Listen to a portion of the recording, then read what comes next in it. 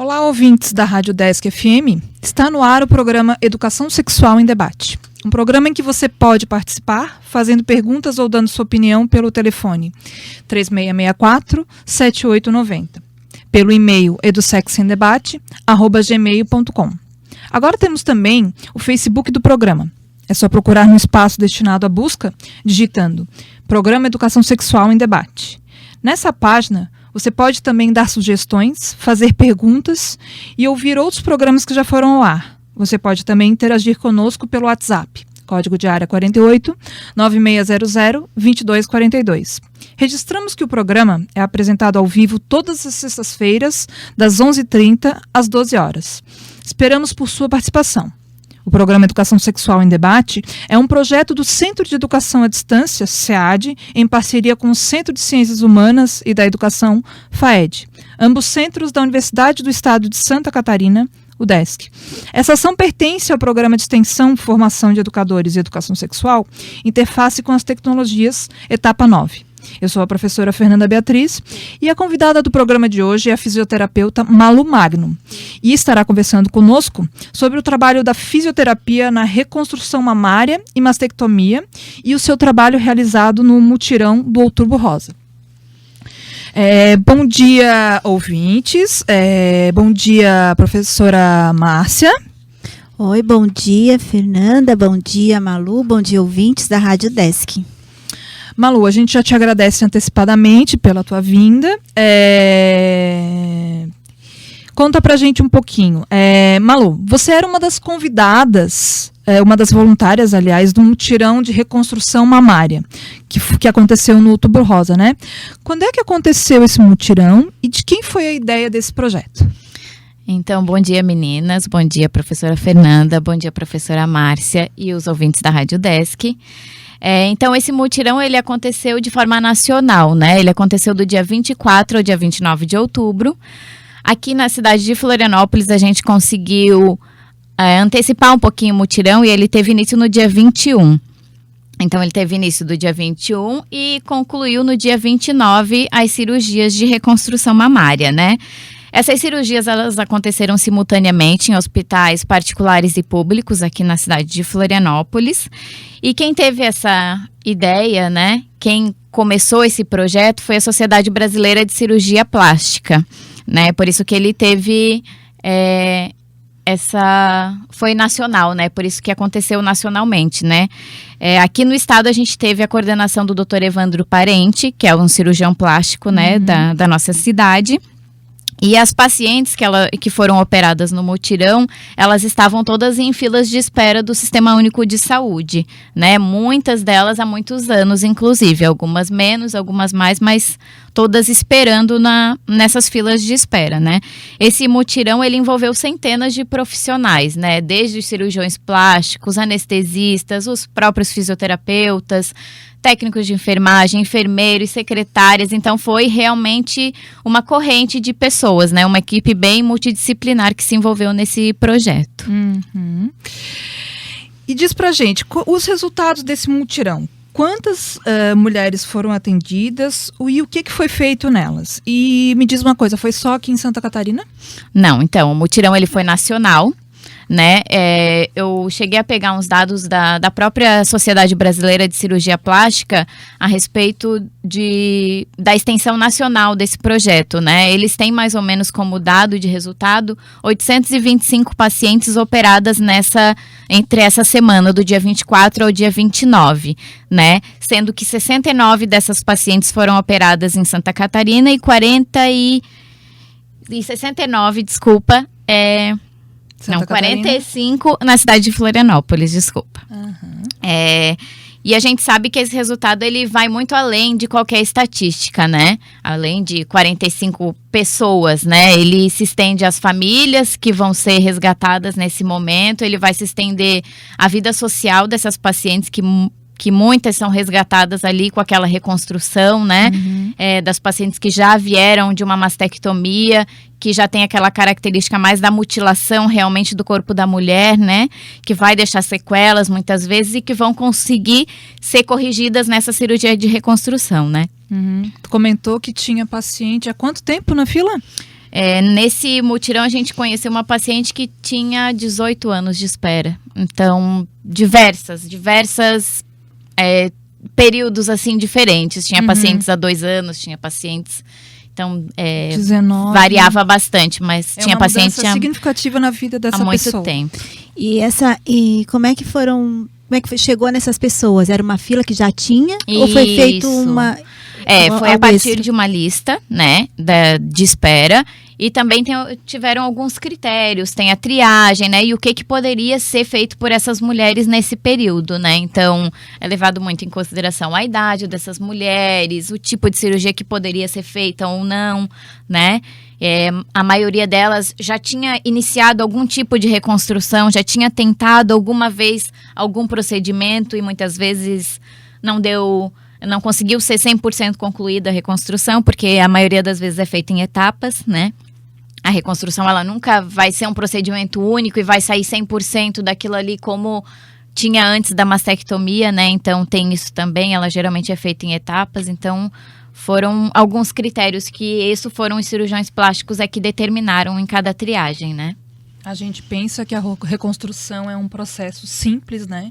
Mas ele, de caso para caso, ele tem as suas peculiaridades, ele tem os seus detalhes mesmo, né? Que não é de mulher para mulher. Tem mulher que retira, depois a gente vai conversar um pouquinho mais, tem mulher que retira muito tecido muscular, tem mulher que retira muita pele. Também tem que fazer eu não sei o nome direito, depois a nossa convidada vai falar melhor.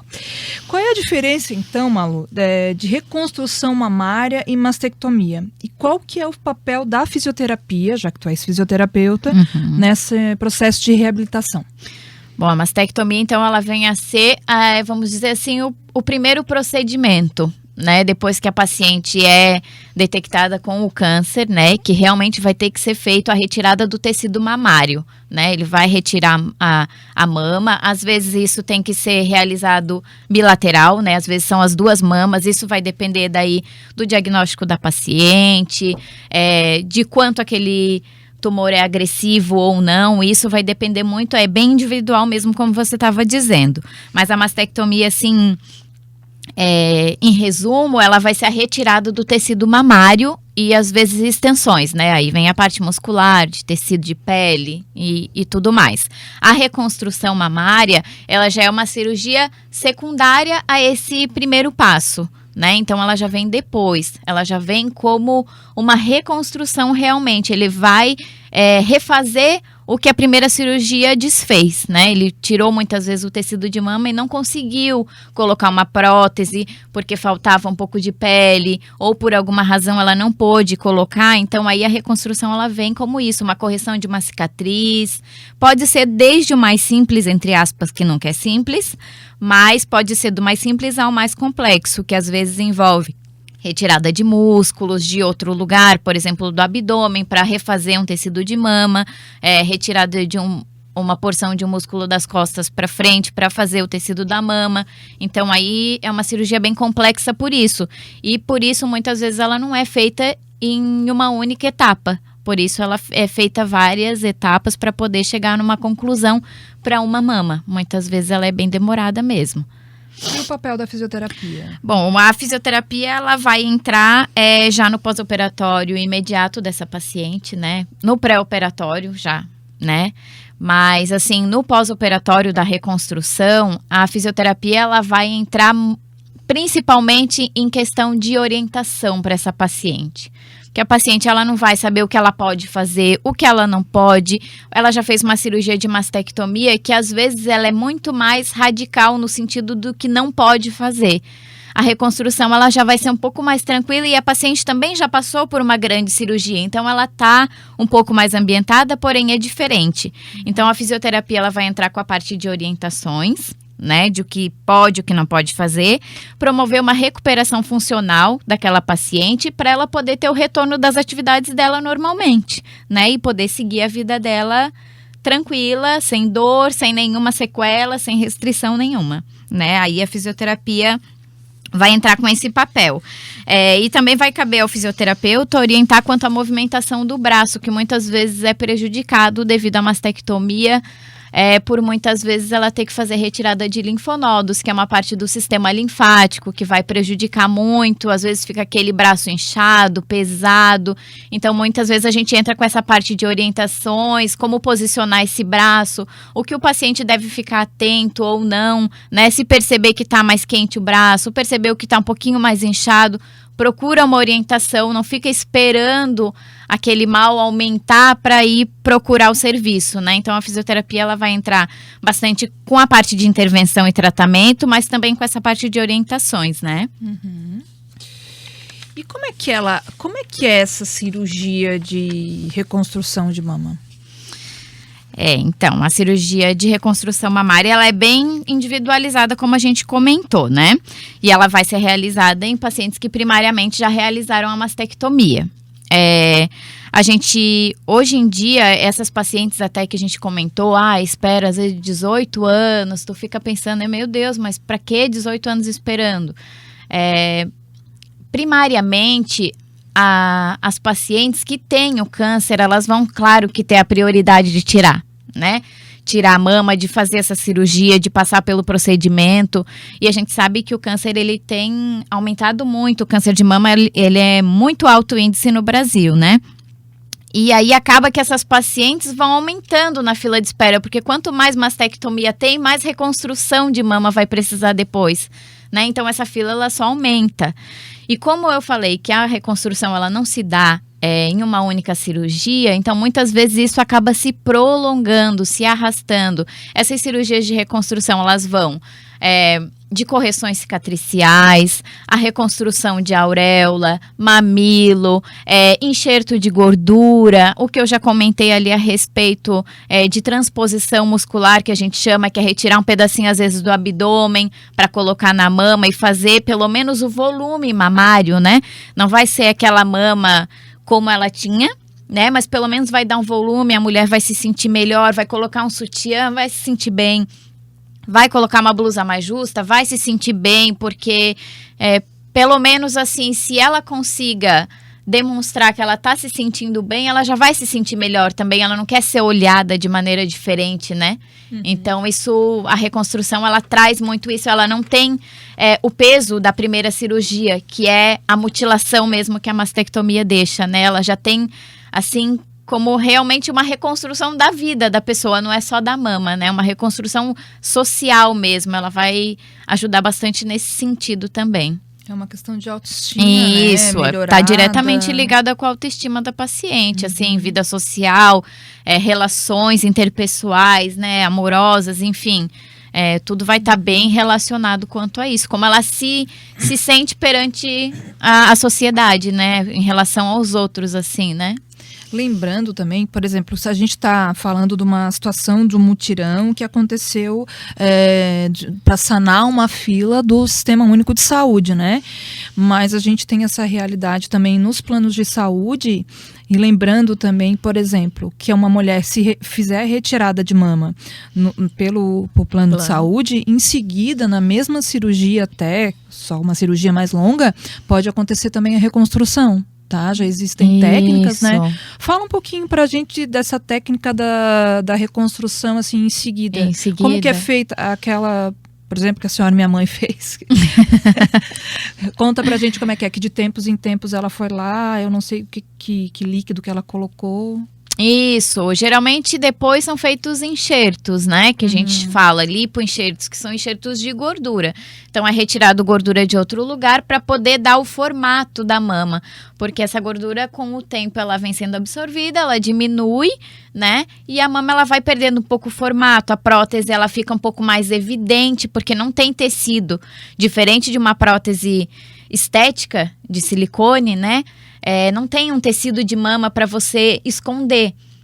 Então, o material, muitas vezes, ele vai ficar realmente bem exposto ali. E aí, ele vai perder um pouco da estética, realmente, da mulher, né? Do seio, realmente, do formato do seio, muitas vezes.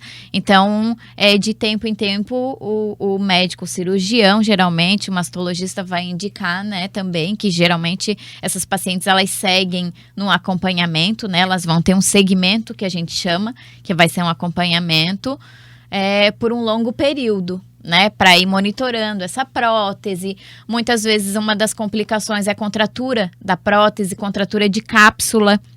Acaba gerando uma fibrose ao redor dessa cápsula, que é uma cicatrização incorreta daquele tecido.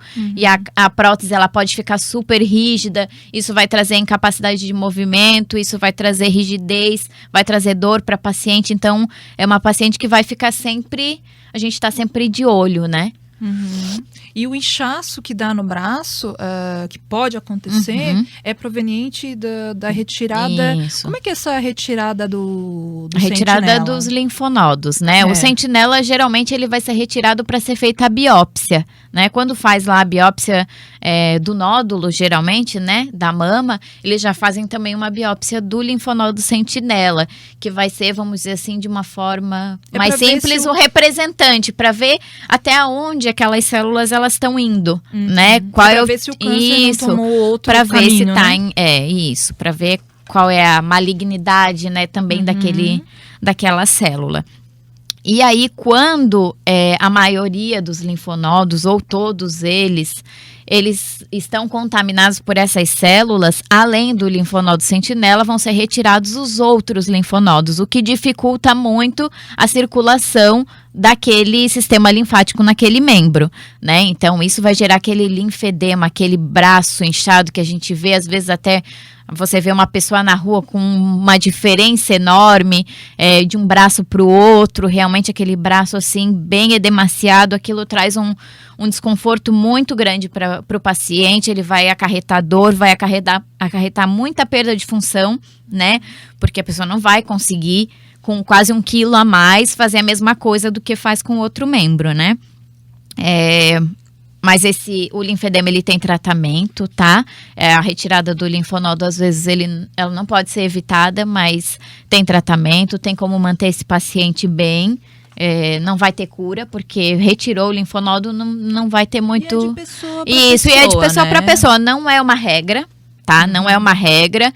E se o paciente não fez a retirada dos linfonodos e seguir direitinho com as orientações, ele vai passar longe desse quadro. Para quem está sintonizando agora na Rádio Desk, estamos com o programa Educação Sexual em Debate. E a convidada do programa de hoje é a fisioterapeuta Malu Magno, que está conversando conosco sobre o mutirão de reconstrução mamária realizado agora no Outubro Rosa. Malu, no que consiste o tratamento dessas pacientes e quais os benefícios?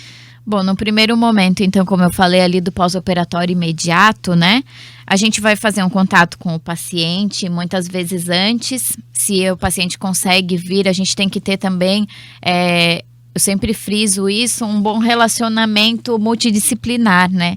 Então, ter um relacionamento com os médicos daquele paciente para poder trocar informações a respeito de como é que vai ser o andamento daquela cirurgia, para você ter o contato com o paciente prévio, antes da cirurgia, preparar ele do que espera depois, né? O que ele vai sentir, o que é normal, o que não é, né? Então... Essa orientação do pré é bem importante, tá? Mas num pós-operatório, então, a gente segue novamente com aquelas orientações, né? Sobre o que o paciente pode fazer, o que não pode. O tratamento, ele vai ser bem individualizado, porque vai depender de tudo aquilo que eu falei a respeito do procedimento cirúrgico adotado, né? Se foi uma mastectomia mais radical, se retirou todo o tecido, se conseguiu colocar prótese, se não conseguiu, aí vai entrar na individualidade de cada um. Mas assim, geralmente, num âmbito mais generalizado, vamos dizer assim, o tratamento do paciente vai consistir nos cuidados com aquele membro superior, né? Porque ele já fez uma mastectomia prévia antes da reconstrução. Exercícios de forma ativa, como que ele pode fazer antes da retirada dos pontos, não pode passar da altura do ombro, tem tudo isso. Depois da retirada dos pontos é outro tipo de movimento. Então, a gente tem graduações do que vai podendo fazer com o passar do tempo, né? A parte respiratória também fica afetada porque é uma cirurgia torácica, né? Sim. Então, fica muito limitada essa parte de respiração. Então, a gente vai fazer o incentivo respiratório que a gente fala, né? Exercícios que estimulem esse paciente a fazer essa expansão torácica para não ter nenhuma outra restrição. Relaxamento da musculatura cervical, a gente enfatiza muito, é uma paciente que vai sentir bastante dor na região do pescoço, dos ombros, além do estado emocional, que vai gerar muita sobrecarga. Isso. Também a alteração por causa da mama também vai gerar, né, essa alteração postural também. Então, a gente trabalha muito isso. O posicionamento, como levantar da cama, coisas assim que a pessoa às vezes não imagina, como se levantar da cama, como se levantar de uma cadeira, coisas, desde o mais simples até o mais complexo, a gente vai estar trabalhando nesse paciente, né? E em consultório também a gente tem uma ferramenta que é a drenagem linfática, né? Que a gente segue com essas pacientes fazendo a drenagem, ajudando no alívio da dor, na redução do edema, que é esse inchaço, hematomas ou possíveis desconfortos, e ajuda no acelerar a cicatrização dessa paciente também e esse retorno das atividades de vida diária dela. Então, mais ou menos, o programa, de uma maneira mais geral, assim, ele funciona mais ou menos dessa maneira. Eu não consigo te dizer assim, não, Fernanda, a paciente vai vir aqui, ela vai fazer isso, isso e aquilo. Se a Márcia me perguntar, ai não, Márcia, é isso, isso e aquilo. Não é assim, porque a gente não tem uma receita de bolo, né? Cada indivíduo é cada médico vai fazer um procedimento à sua maneira, então é muito individualizado realmente. Então, assim, mais de uma forma generalizada, para eu poder colocar para vocês, seria acerca disso, né? Evitando sempre maiores complicações posteriores. Então, o nosso objetivo é o que vai determinar como é que vai ser aquele tratamento. A doença é diferente de pessoa para pessoa, Isso. varia o tamanho do Isso, tumor, a complexidade ela a vai agressividade variar. desse tipo, né? Lembrando também que esse tecido mamário é retirado e é levado para uma análise, né? Isso, tem toda uma análise laboratorial. Isso. E a partir desse resultado também se define o tratamento. Isso. O que vai ter? A O tratamento do quimioterapia, câncer, isso. a radioterapia, né? Exatamente, Toda hormonioterapia. A gente sabe que hormonioterapia. todos esses tratamentos, eles também vão acarretar, de alguma maneira, danos na funcionalidade do paciente durante o tratamento, né? A quimioterapia, a gente sabe que ela debilita muito o paciente, né? São maus necessários, né? Infelizmente, é o que a gente tem hoje de recurso, então a gente tem realmente que passar muitas vezes por essas situações, né? Então, vai do fisioterapeuta saber identificar em cada momento que o paciente está passando, saber identificar como é que você pode estar ajudando aquele paciente a passar por isso, né? A radioterapia, por exemplo, ela pode gerar muita fibrose pós-radioindução, que a gente chama, né? Que então vai deixar aquele tecido rígido, ele vai gerar uma extensa, como se fosse uma queimadura realmente daquele tecido, né? Vai estar exposto à radiação, né? Então, ele tira toda a flexibilidade daquela musculatura, ele vai tirar toda a funcionalidade do músculo, e realmente, se o paciente não tiver um acompanhamento, ele vai ficar sim com restrição de amplitude de movimento, não vai conseguir erguer o braço e vai ficar depois com isso como sequela realmente. Somente a radioterapia é capaz de fazer esse... Que a radioterapia, na verdade, ela vai ser sobre o local, né? Vai ser em cima do local. A quimioterapia, ela é sistêmica, né? Sim. Então, ela vai gerar os efeitos por todo o corpo, né? Ela vai diminuir a musculatura, o paciente vai ficar mais magro, a gente sabe Debilitado, mais né? debilitado. A radioterapia, ela realmente vai fazer um efeito sobre os tecidos, né? Porque ela vai atacar ali realmente para não deixar nenhuma célula realmente sobreviver ali naquele ambiente, né? Então, muitas vezes ela vai trazer esse tipo de restrição para paciente. É isso, a gente tem que ter uma abordagem bem forte em cima disso para essa paciente depois não ficar com essas sequelas. E a paciente, ela pode apresentar dor mesmo, ou perda dessa função do braço, após a cirurgia? Sim. Após a cirurgia, pode ser relacionado mais à retirada de linfonodos, daí como eu já expliquei a respeito do linfedema, né? Ela pode, por causa desse aumento da circunferência do braço, apresentar muita dor, pode dar uma alteração postural, porque aquele braço vai estar muito mais pesado, então vai pender sempre mais para um lado do que para o outro, então isso pode acarretar. Isso já é considerado uma perda de função, é um déficit funcional que a gente chama, né? E isso diminui a qualidade de vida do paciente, sim, né? E como eu estava falando agora dos efeitos da radioterapia, por exemplo, eu em consultório tenho bastante acompanhado, tem pacientes que passam tranquilamente, como das cirurgias, pacientes passam tranquilamente, mas tem pacientes que ficam, sim, com restrição de movimento, né? Então, a gente tem que trabalhar bastante quanto a isso, orientar. Mas se desde o início a gente consegue contornar, né? A situação. Isso. Agora vamos para um quadro do nosso programa, que são as dicas da semana. Você poderia aproveitar esse espaço para indicar alguma leitura específica ou filme que oportunize aos ouvintes buscar um pouco mais de conhecimento sobre as temáticas que a gente conversou agora? Bom, então assim, com relação mais à área da fisioterapia, né, a gente tem o site do INCA, né, a internet ela é uma fonte muito boa de informação, mas também pode ser uma perdição, né?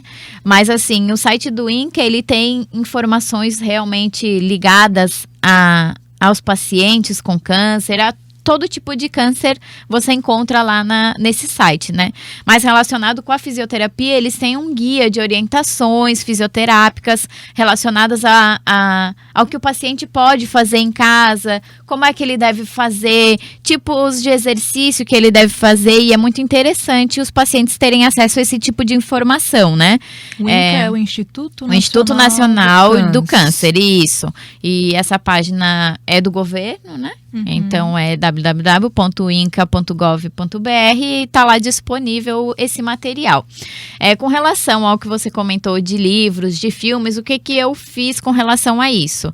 Eu acho que nada melhor do que as pacientes dizerem para mim o que é recomendado para as pessoas lerem a respeito do assunto, né? Então eu perguntei para as minhas pacientes o que elas me indicariam para eu indicar para os ouvintes, para eles fazerem essa leitura. E o que foi mais unânime entre elas foram literaturas mais voltadas para autoajuda, né? Para uma busca interior, porque eu acho que esse é um momento que a pessoa se volta muito para si, ela para repensar nas atitudes, ela para se olhar, né? E os 2 livros que as pacientes indicaram, assim que foi unânime, um foi a Dieta Anticâncer, né? Que vai estar relacionado mais com a alimentação e o câncer, né? O que a nossa alimentação vai ajudar a prevenir ou acelerar esse tipo de célula a desenvolver no nosso corpo, que é de uma autora que se chama Maria Trânsito Lopes, e o Anticâncer, né? Que esse livro, ele vai ser o relato de um médico, que ele lutou contra o câncer e ele mudou completamente e renovou as atitudes de vida dele. Então, esses foram os 2 livros que elas me indicaram. Algum filme que tu lembras? Ai, assim de cabeça. Lembras, Marcinha, algum filme que fala sobre a temática do câncer? Não, pior que não vem nada, assim, não lembro. Mas tem bastante coisa, né? Tem. Tem bastante coisa, né? Tem, mas eu não me recordo agora. Como é que é o nome daquele? Ai, gente, puxa. Enfim. Malu, a gente gostaria de agradecer a tua presença, dizer que as tuas contribuições foram valiosas, né? Que realmente é um período delicado, né, para a mulher, é uma questão de autoestima, né? Falar que as coisas estão muito modernas também, por exemplo, na questão do tratamento, a quimioterapia não se enjoa mais, né? Eu já ouvi relatos de gente que não enjoa mais. Uhum. A radioterapia, ela tá bem menos invasiva. Agressiva. Ela não tá mais pegando a parte, por exemplo, quando a minha avó fez há anos atrás, ela tomou o corpo inteiro, o raio pegou o corpo inteiro. Agora, especificamente, vai direto naquele ponto onde estava o tumor, direitinho. A medicina ela avança em relação a isso, né? Isso os pacientes têm muito a ganhar com essas tecnologias, né? Com certeza. E essa hormonioterapia também, que é um comprimido, né? Mas que tem as suas consequências, né? A gente sabe que todo medicamento tem, não é tão fácil assim. A gente diz que é tranquilo. A gente diz que é tranquilo, mas não é tão tranquilo porque se trata de uma doença. A gente queria te agradecer. Marcinha, obrigada pela tua companhia, tá? Mais uma vez. E estamos aqui. Obrigada também, Malu. Obrigada a vocês. Obrigada, ouvintes. Fernanda. Ia falar Fê, que sempre é acostumada a falar Fê.